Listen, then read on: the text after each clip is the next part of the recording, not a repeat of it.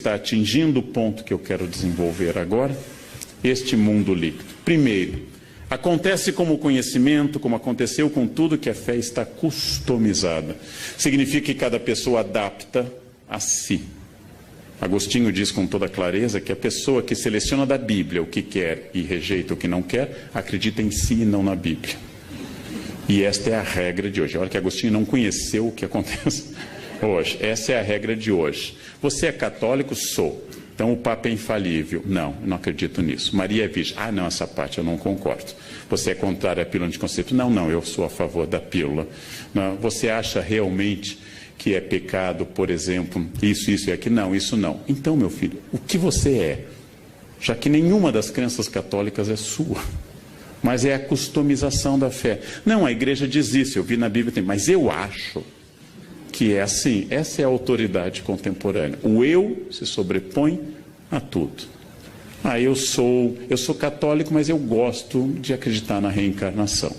Bem, o Papa Pio IX definiu como heresia a reencarnação. É como vocês respondem, não, mas o Papa é o Papa, eu sou eu, e eu acho. Ou seja, eu não estou pensando que alguém deva ser dogmático ou não. Não estou pensando se alguém deva acreditar ou não, ser fiel à linha da sua igreja, adventista, presbiteriana, luterana, católica ou da comunidade judaica. Eu estou pensando como eu customizo a fé, como eu adapto ao meu interesse. O Deus do século XXI é, de todos os períodos da história, o Deus mais pessoal e subjetivo. É o meu Deus, não é o nosso. Ele é o menos autoritário e o menos exigente. Ninguém acredita que será condenado, isso é uma característica brasileira. A Veja fez uma longa pesquisa. Ninguém acredita que vá para o inferno. Na Idade Média, as pessoas tinham quase certeza que seriam condenadas. Hoje, ninguém mais vai para o inferno. E a pesquisa da Veja incluiu presídios e políticos. Ninguém vai para o inferno. Quando eu era criança, na aula de catequese, o padre Alexandre, em São Leopoldo, falava da visão das crianças de Fátima que caíam no inferno como folhas de outono. E a gente se assustava, eu pelo menos me assustava. O inferno está fechando as portas por falta de candidatos. Todos se acham dignos do paraíso. Essa é uma característica contemporânea. A fé se customizou e Deus me entende. Deus me entende. Bandidos, gente, fazem o sinal da cruz antes de assaltar. Isto é uma característica específica nossa. Temos um certo panteísmo, ou seja, é um Deus diluído em todos os lugares, um animismo panteísta, e a subjetividade, é o meu Deus. Eu rezo do meu jeito, do jeito que eu gosto, nas ocasiões que eu acho importantes. Eu irritei uma vez uma colega de avião, que eu pego muito, porque pela primeira vez na vida, o ano passado, 2 anos já, foi agosto, o avião arremeteu em Congonhas. Eu nunca tinha passado por isso. Ele tenta pousar, não consegue. E vai de novo. E você testa a força do esfíncter anal. Não, você testa a sua consciência intestinal num grau alto. E ele vai fazendo aquele esforço sobre aquela área que a TAM tentou fazer o mesmo e não conseguiu. Você sobrevoa aquela área. Então, é aquele momento, eu, fiel a uma certa ideia ainda de ser gaúcho, fingi tranquilidade. Lendo o meu livro. A senhora do meu lado fazia sinais da cruz ferozes, né? De tudo que é tipo ortodoxo, com 3 dedos, meio satanistas de baixo para cima, fazia todos os sinais da cruz possíveis.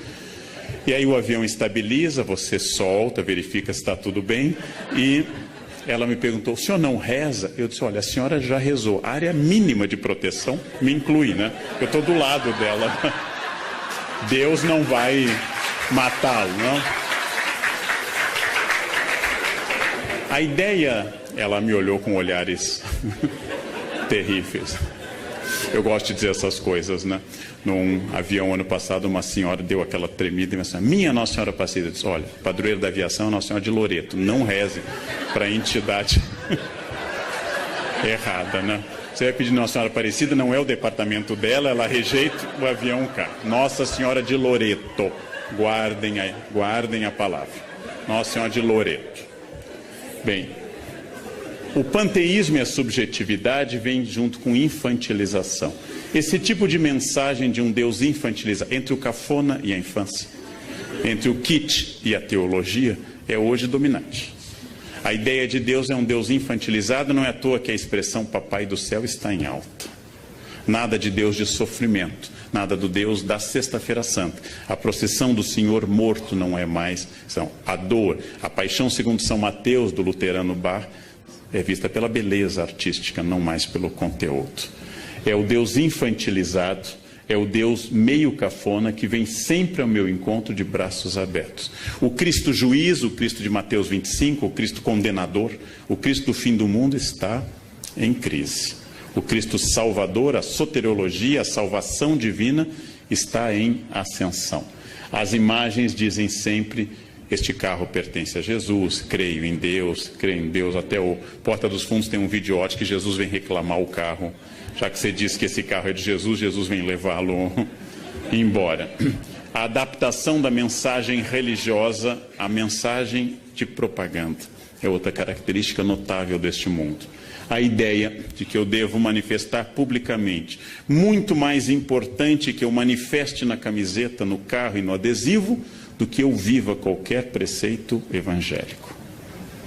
Ou seja, aquele motorista que está escrito, esse carro pertence a Jesus, ou tem o peixe, sim, um dos símbolos mais antigos do cristianismo, e hoje de pertencimento a uma igreja específica, também fura o sinal vermelho. E vai. Ou seja, esse carro pertence a Jesus, mas o motorista continua demoníaco, absolutamente demoníaco. A base disso é que a religião hoje tem que ter uma mensagem clara e pessoal. Faz sucesso o padre, o pastor, o pregador, o rabino, inclusive, que fale de cura e prosperidade. E não traga às pessoas a dimensão trágica da existência. A relação é individual, não rezo mais pelo país. Eu rezo sempre por mim e pela minha família. E, finalmente, ela é sempre positiva. Padre, pastor, rabino, mulá islâmico, que fale muito em compromissos, em obrigações e outras questões, perde público. Eu tenho que ser positivo. Essa é uma imagem de um pintor famoso e que faz esse Jesus pop. É uma imagem clássica do coração de Jesus, é um Jesus do século XVIII para o XIX, essa imagem, mas foi aqui adaptada a uma linguagem pop. Jesus com um coraçãozinho na cara. Não é ruim nem bom, o historiador não faz isso. Isto é apenas uma infantilização customizada da imagem de Jesus. Não é menos fiel, já que não temos nenhuma imagem de Jesus. Não é menos fiel à imagem original, mas é uma customização de um Buddy Christ, de um Cristo legal, que me entende sempre, que está sempre ao meu lado, que não estabelece obrigações.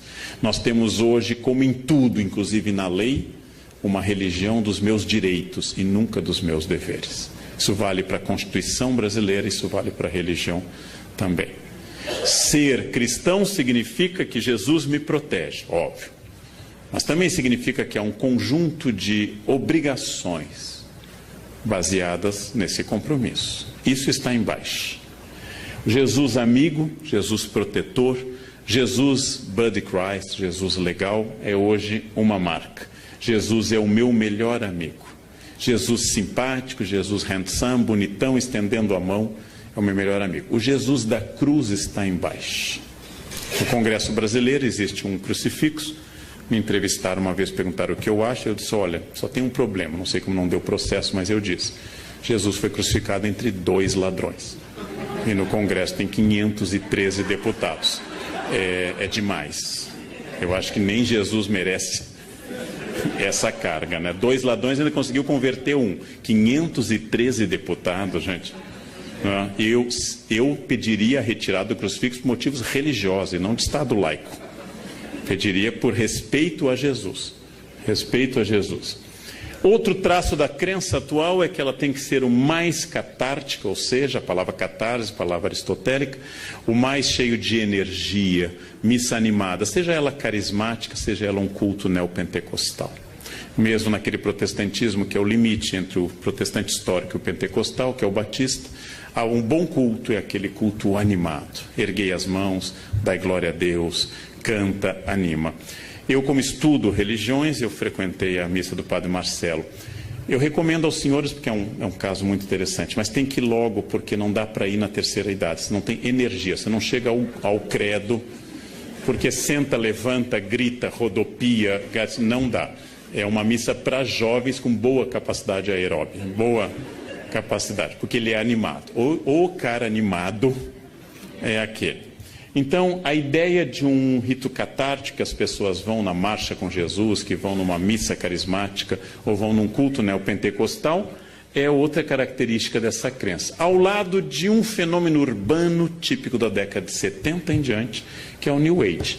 Teorias orientais, Yin, Yang, da teosofia, do taoísmo, que atinge a teosofia, ecologismo, Deus está nas árvores, nas cachoeiras, animismo, Deus está diluído na natureza, e assim por diante. Essas religiões da nova era entendem o sagrado como geral, que você deve sentir a grande metáfora que é a energia, palavra que me irrita em particular.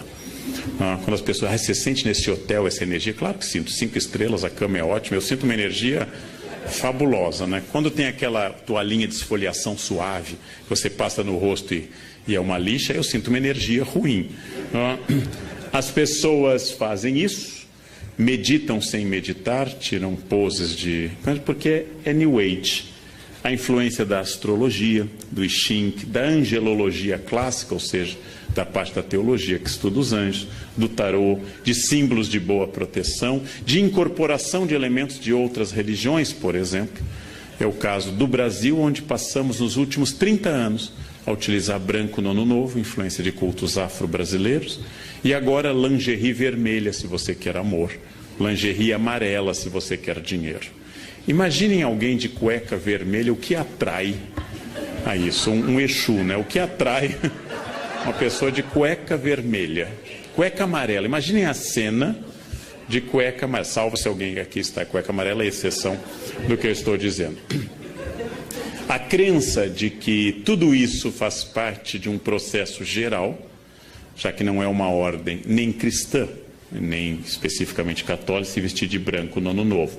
É um conceito do sagrado, um conceito geral do sagrado que incorpora elementos de Kabbalah, incorpora elementos da tradição judaica da interpretação dos números, elementos de angelologia e assim por diante. Este conceito de sagrado tem uma metáfora que une tudo, a energia. Energia é uma metáfora que agora vem acompanhada de uma outra tipicamente contemporânea e que me irrita um pouco, que é física quântica. Quando as pessoas não têm a menor ideia de um fenômeno, elas dizem que é física quântica. Elas também não têm a menor ideia do que seja física quântica. Aliás, elas não têm do que é física newtoniana, que é mais fácil, quanto mais a quântica. Eu também não sei o que é física quântica. Fiz um curso na Casa do Saber de 4 aulas, mas continuo não sabendo. Porém, eu não uso essa metáfora. Quando não tem explicação, é física quântica. Bem, outra questão, a sincronicidade. Tudo ocorre em benefício, em meu benefício, que é um dos pensamentos mais antigos e tradicionais do mundo. Perdi o avião, foi melhor. Foi melhor assim. Tentei viajar, não consegui. Deus tem Parkinson, escreve certo por linhas tortas. Eu vou entender no final. No fundo, é um barateamento de uma das mensagens mais bonitas da Bíblia, que é o livro de Jó. Por que sofrem os bons? Deus diz isso a Jó, né? Você pescou o Leviatã, você sabe o que eu quero, né? Quando Deus recrimina Jó. E só que essa teologia de Jó, que é os capítulos 1, 2 e o final são os mais antigos do Antigo Testamento, essa teologia de Jó vira uma espécie de universo que conspira a meu favor. Minha empregada me diz que leite com manga dá certo, dá morte. Então eu quis demonstrar a ela que isso é uma lenda e comi manga com leite. Não morri. Ela disse, não, mas o senhor é neto de alemão, não funciona. Então já tem uma variante. Só mata brasileiro luso, clássico, né? Aí ela me disse, não fala, professor, que acontece. Eu disse, esse teto vai cair, viu? Não caiu, então não acontece. Não. E ela, não, mas não é assim, tem que dizer com convicção. Não tem jeito. Não tem jeito, é quântico isso. Finalmente, os elementos orientais como karma e dharma, tradicionais nas religiões do Oriente, e que aqui são ressignificados sem muita propriedade. Karma e dharma são usados numa noção bastante livre de que é o seu karma. É meu karma ter na minha frente no avião alguém perdido, que não consegue achar o seu lugar, que vai até o meio do avião e descobre que é o lugar 2A. Então vem voltando contra Piracema, tentando voltar ao lugar 2A. É meu karma. É meu karma. Eu tenho que, em outra vida eu prejudiquei fila de avião. Então nessa eu vim com essa missão. E acima de tudo, uma ideia até um pouco perversa é que doença é fruto do pessimismo e da amargura. Pessoas azedas têm câncer. Pessoas para baixo têm câncer. E aí eu lembro, Madre Paulina, padroeira no Brasil contra o câncer, era uma pessoa super para cima e morreu com câncer. Madre Teresa de Calcutá não era azeda e teve câncer, entre outros problemas. A ideia de que o otimismo cura tudo, você tem que ser para cima, você tem que ser animado, é uma ideia infantil. É uma ideia de crianças de fase pré-operatória. Se eu pensar, acontece. E o pensamento cria tudo. É um pouco idolátrico esse pensamento.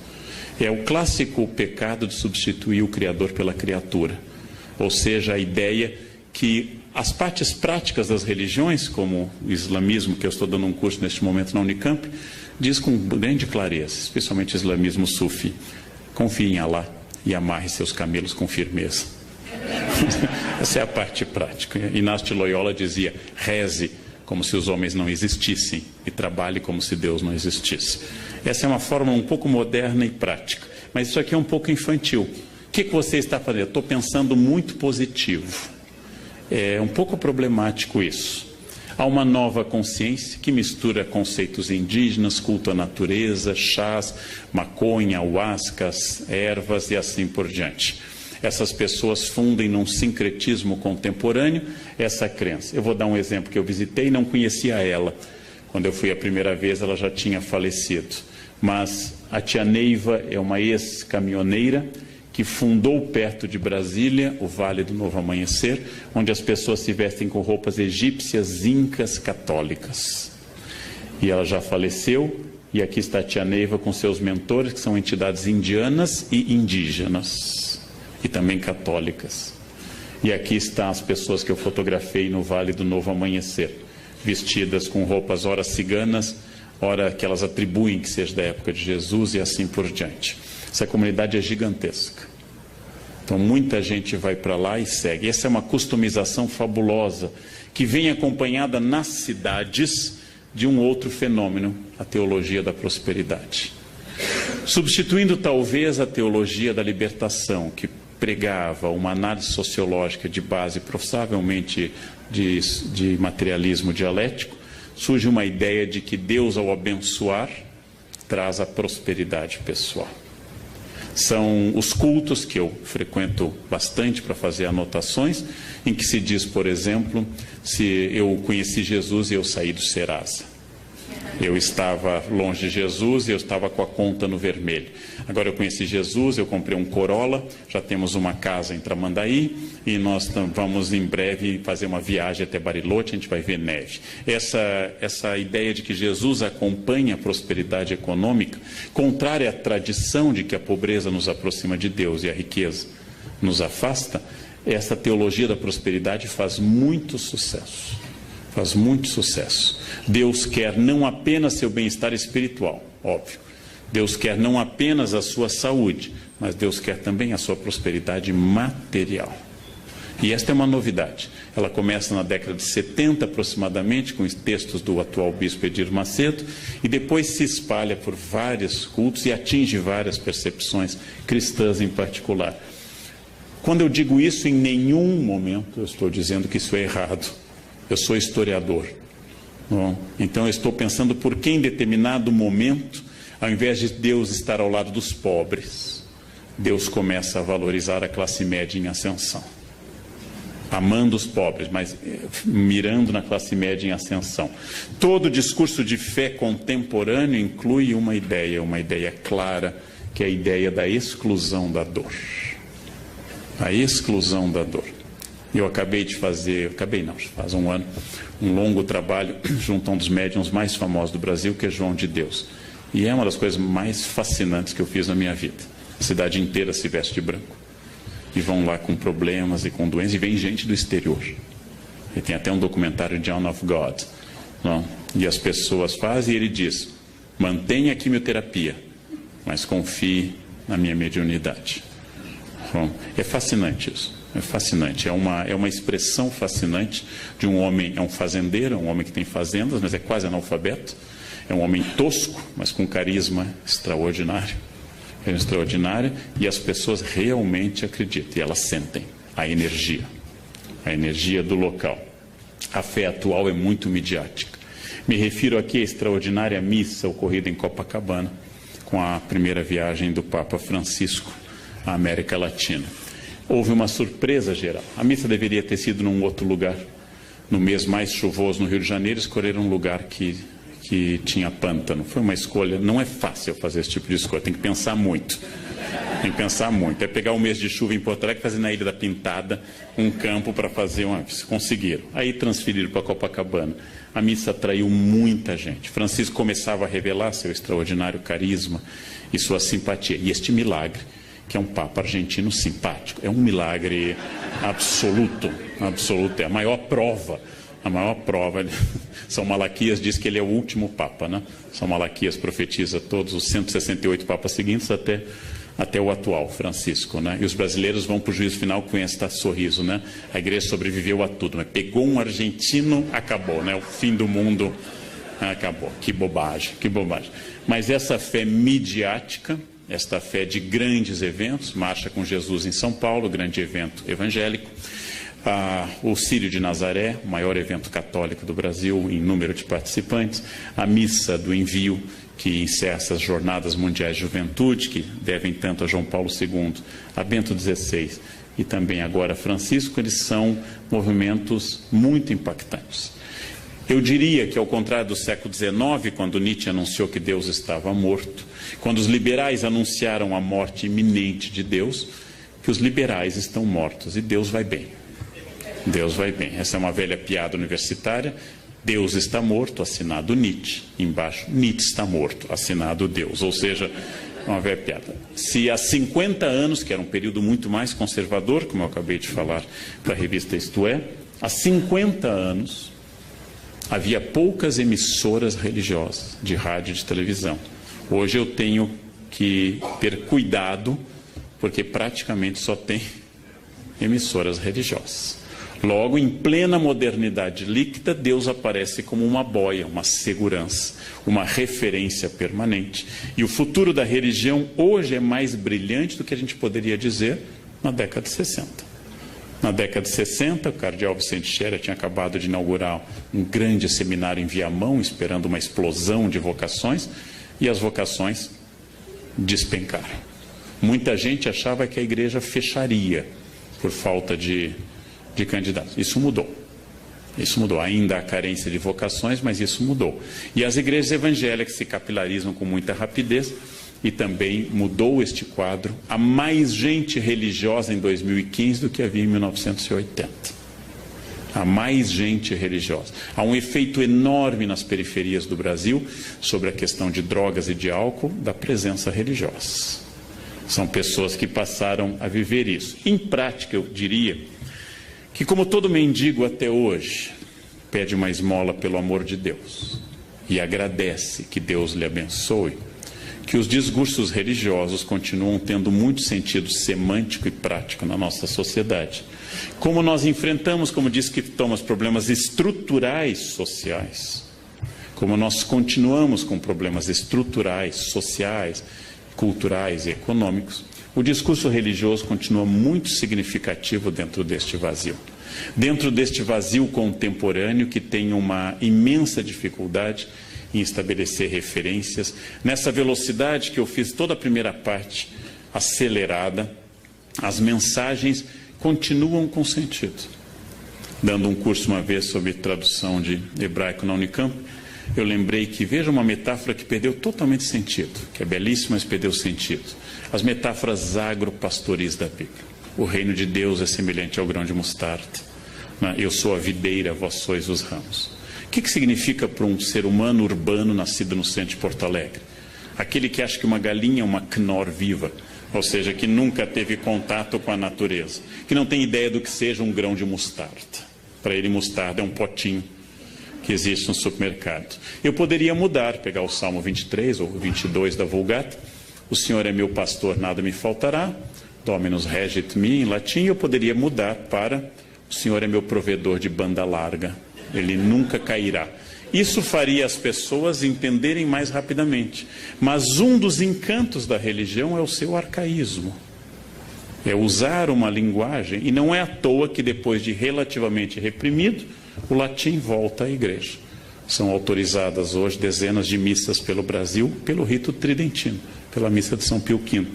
Significa que os discursos e as práticas religiosos por causa do discurso, significa que hoje há mais fila para casamento numa igreja, como aqui, a São José, aqui, do que havia há 50 anos. Em 1968, as jovens queriam sair de casa e queriam levar uma vida hippie.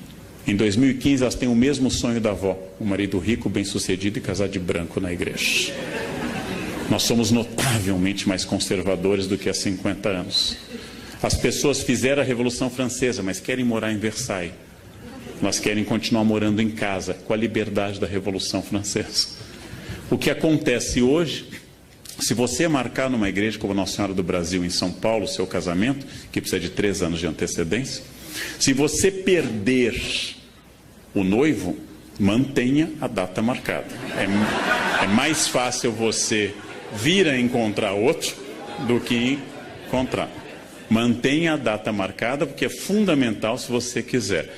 O sonho hoje é coletivo. A avó, a mãe e a menina continuam sonhando com casamento de branco na igreja. Isso é notável. Isso é notável. Nós continuamos explicando mazelas sociais por tudo isso. Mas, se para encerrar é óbvio que nós temos pertencimentos líquidos, que, por exemplo, instituições tradicionais como a maçonaria perderam muitos membros nos últimos anos, que pertencimento a clubes e sociedades hoje é muito mais fraco. Se é verdade que hoje está em ascensão um Deus pessoal e positivo, que o Deus da obrigação, o Deus terrível, o Deus de Mateus 25, como eu disse, não está na moda, e que as fronteiras se diluíram, eu também posso pensar, para encerrar, uma questão mais filosófica. Esse Deus atual apropriado pelas pessoas. Esse Deus que exige muito pouco de mim e confirma a minha vida. Já que hoje nós confirmamos tudo. Eu devo comer esse quindim? Eu sempre tenho uma resposta. Pai, você já malhou tanto. Pai, você merece. Hoje é quarta. Tanto faz o dia, né? Hoje é quarta. Né? Amanhã você corre mais na esteira. Eu sempre tenho uma justificativa. E as pessoas colaboram. Elas nunca dizem isso, não como não. Elas dizem... Ai, como você merece. Né? Se você não comer, vai fazer mais mal ainda se você não comer. Né? Ou seja, nós estamos num universo em que tudo que sou eu é explicável. É explicável. E eu preciso fazer dessa forma. A fé atual é uma forma de prisão imanente. Ou seja, naquilo que a gente considera de material, imanência, aqui e agora, hic et nunc. Aquilo que eu considero de imanente, atual, individualista. É difícil saber, apesar da imensa importância da religião hoje, institucional e pessoal, nos dois campos. É difícil saber se a fé média das pessoas é uma forma sofisticada de ateísmo religioso. Ou seja, que elas se aproximam de Deus para não colocar o delas na reta, mais do que para se entregarem a um plano. A fé exigente dos evangelistas, a fé exigente dos grandes santos, tenho que pregar, ai de mim se não o faço. A fé que tira alguém do seu conforto em Lisboa e o leva para a Itália, Santo Antônio, a fé que faz alguém dar seus bens, Francisco, a fé que muda a vida de um homem dissoluto, como Inácio, ou como Agostinho, a fé que faz uma jovem bonita e rica, como Clara, abandonar tudo e entrar numa vida. Esta fé é uma fé de entrega a um plano maior. Esta fé atual é uma fé que me favorece em tudo. Se eu estou triste, Deus me consola. Se eu estou alegre, Deus me confirma. Se eu tropecei, Deus me ampara. E se eu tenho metas, Deus me leva a elas. Similar ao tratamento que muita gente dá ao seu cachorro. Ele está sempre ao meu lado. Fica feliz quando eu volto. Claro, você dá a ração. Ele associa a sua chegada à comida. A felicidade dele é total. É alguém que lhe ama profundamente. Vem aquele velho teste. Coloque sua mulher no porta-malas do carro e no outro um cachorro. Deixe 3 horas e abra e veja a reação. Aí você vai saber quem lhe ama de verdade. O cachorro que você colocou vai ficar super feliz que você abriu o porta-malas. As mulheres raramente interpretam isso como felicidade. O que significa isso? É mais uma vez essa contradição que eu trabalhei ao longo da minha fala. É possível que nós estejamos num dos momentos mais religiosos da história humana. Haja vista a grande quantidade de manifestações, associações, instituições, congressos, etc. É possível. E é possível que uma parte desta nova religiosidade tenha a ver com a emersão de um homem líquido que dá muito pouca importância a algo que não lhe favoreça. E eu diria, não sendo religioso, que o maior desafio dos religiosos hoje é cristianizar os cristãos. Esse é o grande desafio. O desafio do século XV era cristianizar indígenas, no XIX eram os asiáticos, os africanos, idólatras, liberais, ateus. Hoje o desafio é cristianizar os cristãos e parar de dizer Senhor, Senhor, e começar a entender o desafio que significa uma opção de entrega. Então, este é o grande desafio. O campo é bom. Nós temos hoje um prestígio religioso maior do que nunca. A influência política das religiões em 2015 no Congresso é maior do que em 1950. Getúlio Vargas, ateu total, inaugurou o Cristo Redentor em 31. Abriu todos os congressos eucarísticos da era Vargas. Facilitou o Congresso Eucarístico de Porto Alegre, que já não era mais no governo dele. Ele já estava deposto. Ou seja, porque ele sabia, como Napoleão, que perguntado pelo Papa Pio VII, você pode governar sem Deus? Napoleão diz, sem Deus eu posso, sem os bispos não. Então, esse é o aspecto prático de um homem prático, como Napoleão ou como Getúlio, ateus como Potes. Agora, esta é a questão e o grande desafio contemporâneo. Esta é a grande questão. Quer dizer, como enfrentar um ambiente que formalmente é religioso e na prática é completamente egoísta, voltado para si e totalmente alheio a quaisquer desafios religiosos possíveis. Né? Como falar de Deus para quem tem Deus no carro, na casa, na camiseta, mas só não tem no coração e na atitude. Esse é um desafio, é o mesmo desafio de sempre. Como falar da lei para doutores da lei, para escribas e para fariseus, aqueles que pagam o dízimo sob o cominho e não entenderam o básico. Esse é o desafio contemporâneo do mundo líquido. Era o que eu tinha a dizer na hora que me reservaram. Muito obrigado pela atenção dos senhores. Obrigado.